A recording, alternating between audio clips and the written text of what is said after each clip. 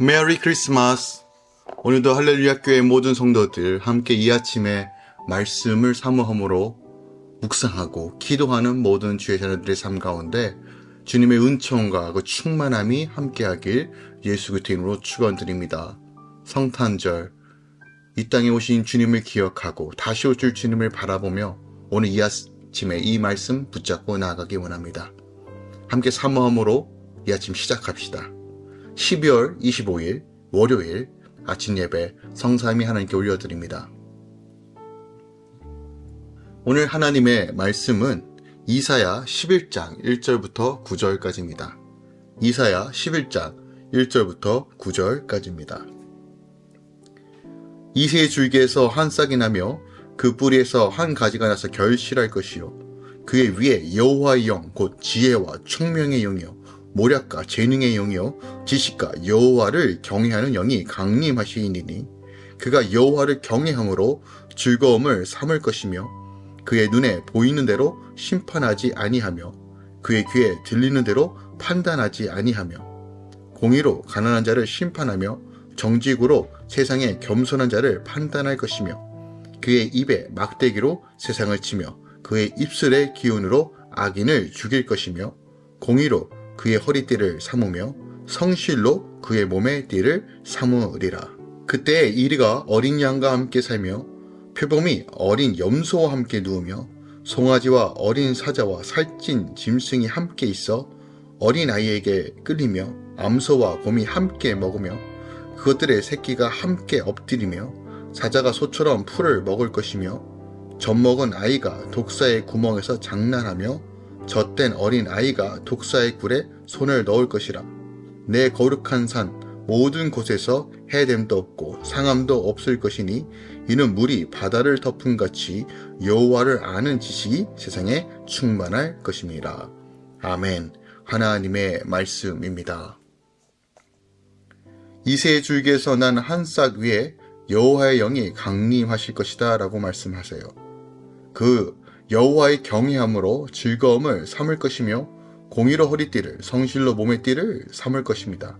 그때 이리와 어린 양처럼 함께 할 수 없는 것들이 이제 함께하며 여호와는 아는 지식이 세상에 충만할 것이다 라고 말합니다. 이사야 11장은 아주 중요한 말씀입니다. 바로 메시아의 탄생과 통치에 대해서 가장 직접적으로 예언하고 있는 본문 중에 하나이기 때문입니다. 주님께서 다스리라 공의와 정의가 실현되어지고 하나님의 영원한 임재와 통치가 이루어질 그 모든 것들 시작부터 끝이 오늘 1절부터 9절까지 담겨져 있습니다. 특별하게 흥함의 고통 가운데 생명의 빛으로 비춰주셔서 우리 안에 깨어진 것들을 하나님의 질서로 회복하여 주신다는 것. 여전히 우리 삶 간의 다툼과 전쟁과 기근과 양육강식의 시스템, 남을 짓밟아야지만 내가 더 얻을 수 있는 이런 시스템, 어떻게 보면 인간의 죄로 인하여 어그러진 이 세상 가운데 온전한 회복, 완전한 평화, 이것이 이루어진다는 것을 명확하게 예언하고 있는 본문이 오늘 이사야 11장 말씀입니다. 오늘 본문을 절별로 살펴보면 먼저 1절부터 2절까지는 이새의 혈통에서 메시아가 나실 것에 대해서 말하고 있어요. 그러니까 여호와의 신, 여호와의 영이 강림하게 될 것을 예언합니다. 즉 이것은 성령으로 잉태된 예수님을 예언하고 있는 것이에요. 3절부터 5절까지는 이새의 혈통에서 나신 메시아가 여호와 경외에서 우러나오는 공의와 성실로 통치하게 될 것을 예언하고 있습니다. 자, 하나님의 영으로 잉태되어서 여호와의 일곱 영, 자, 강림하시는 영, 지혜와 총명, 모략과 재능과 지식과 여호와를 경외하는 영으로 충만한 주님께서 오직 하나님의 뜻대로 공의와 정의를 행하며 그 안에서 하나님의 능력과 선하심과 그 풍성함을 이루시겠다라고 약속하는 거예요. 즉 절대 통치자요 소망이시며 구원자이신 예수 안에서만 이 기쁨과 감격을 누릴 수 있는 것입니다. 또한 6절부터 9절까지는 이제 마침내 메시아가 통치할 새 나라와 새 땅, 이 그림을 우리에게 실질적으로 보여주고 있습니다. 공의로운 통치로 말미암아 새롭게 완전한 평화가 이루어진 그 나라, 완전한 행복이 이루어지는 나라, 하나님께서 본래 인간에게 주시고 싶었던 그 나라, 에덴 동산의 새로운, 에덴 동산보다 더 완전히 새로운, 더 풍성한 그 하나님과 동행하는 그 나라가 이루어진다는 것입니다. 자, 오늘 이 말씀은 예언이 선포된 때로부터 약 700년 뒤에 다윗의 자손 예수 그리스도가 이 땅에 오심으로써 성취됩니다. 그리고 궁극적으로 이 말씀은 다시 오실 재림하여 오셔서 완전한 나라를 세할 새하늘과 새 땅을 통해서 완전히 성취될 것입니다.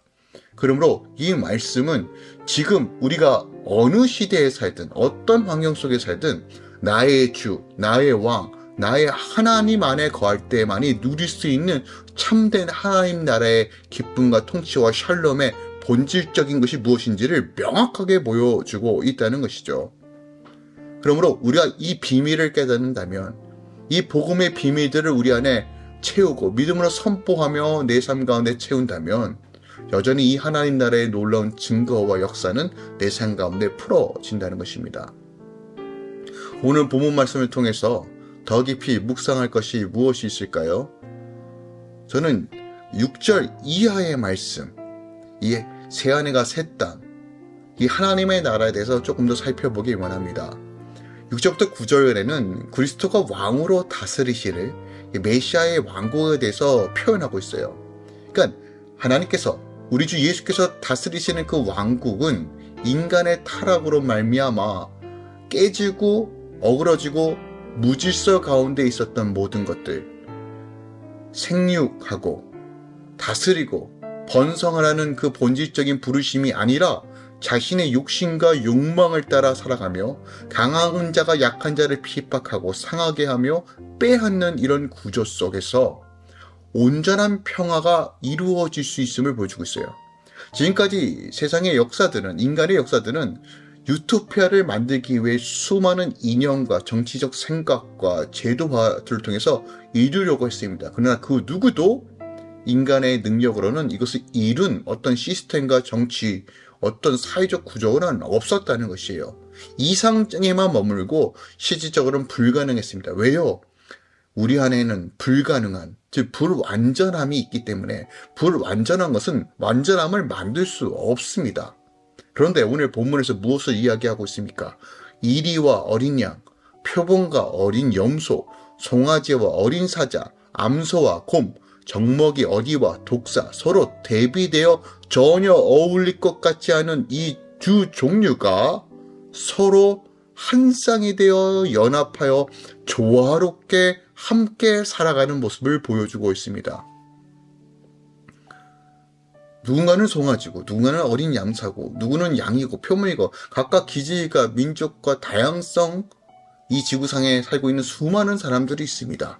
하지만 외형이 아니라 그리스도의 통치와 다스림 가운데 함께 공존하며 평안과 안식을 누릴 수 있다는 것을 보여주고 있어요. 마치요, 성삼위 하나님께서 완전한 조화를 이루시며 서로 높이며 영광을 쉐어하신 것처럼, 몸된 교회가 그것을 증거하도록 교회를 부르셨던 것처럼 하나님은 주의 백성들을 통해서, 교회를 통해서 이 땅 가운데 하나님 나라를 세워가시며 영원한 하나님 나라를 준비케 하신다는 것이에요. 그러므로 메시아의 왕국은 현재 세상과는 결코 비교할 수 없는 것이에요.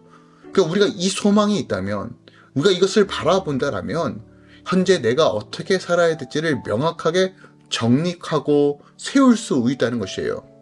세상의 법칙으로 살아가는 것이 아니라 영원한 나라를 향해 살아가는 방식으로 우리가 세워져 갈 때, 말씀으로 내 삶의 질서를 세워져 갈 때 그 하나님의 나라가 지금도 맛볼 수 있는 하나님의 놀라우신 은혜라고 오늘 본문이 우리에게 가르쳐주고 있는 것입니다. 노아의 방주에서 노아의 8가족을 비롯하여 사나운 맹수들과 연약한 짐승들이 함께 들어갔어요. 자, 그럼에도 불구하고 그곳에는 어떤 은혜가 있습니까? 맹수들이 배가 고파서 약한 짐승을 잡아먹는 그런 일들은 없었습니다. 하나님께서 역사하신 결과죠. 자, 아주 좋은 예입니다. 이것이 바로 우리가 이 땅 가운데서 증거해야 될 하나님 나라의 실체입니다. 그리고 완전하신 하나님 나라를 소망하며 교회가 이것을 제시할 수 있어야 됩니다. 그러므로 우리가 지금 하나님 나라 그 은혜를 바라보며 교회가 하나 되고 거룩해지며 또한 메시아께서 우리에게 보여주신 그 분명한 그림을 사모함으로 주님 중심으로 주님의 몸된 교회가 함께 주의 나라를 위해 걸어가는 삶, 이것이 바로 지금 오늘날 교회가 성탄절을 기억하고 기념하고 증거하는 방식이라는 것입니다. 이사야 11장은 명확하게 말합니다.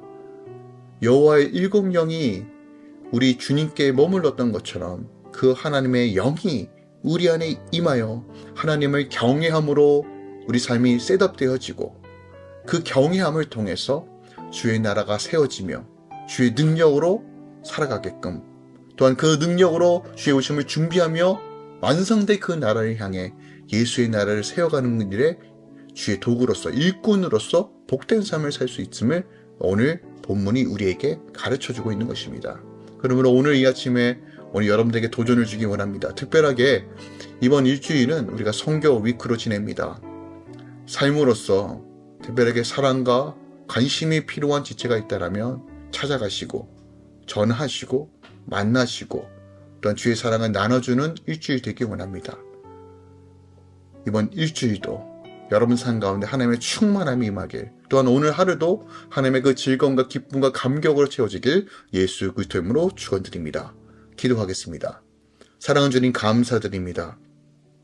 이 땅 가운데 하나님의 그 은혜와 은총의 충만함이 임하길 원합니다. 가장 낮고 낮은 몸으로 오셔서 우리를 죽기까지 사랑하신 그 놀라우신 사랑의 역사들, 또 하나님의 놀라운 계획들이 이 땅 가운데 이루어질 것입니다. 그의 나라를 바라보며 완성될 그 하나님의 나라를 사모합니다. 그리고 이 땅 가운데서 그 나라를 세워가는 일에 주님대가 온전하게 서길 소망합니다. 주님, 도우소서. 우리 안에 하나님의 놀라우신 은혜로 채우소서. 생명으로 증거하게 하소서. 이제는 우리 주 예수 그리스도의 은혜와 우리 하나님 아버지의 놀랍고 지극하신 사랑과 성령 하나님의 지극한 충만 역사하심이 이제부터 영까지 함께 계시길 간절히 축원하옵나이다. 아멘.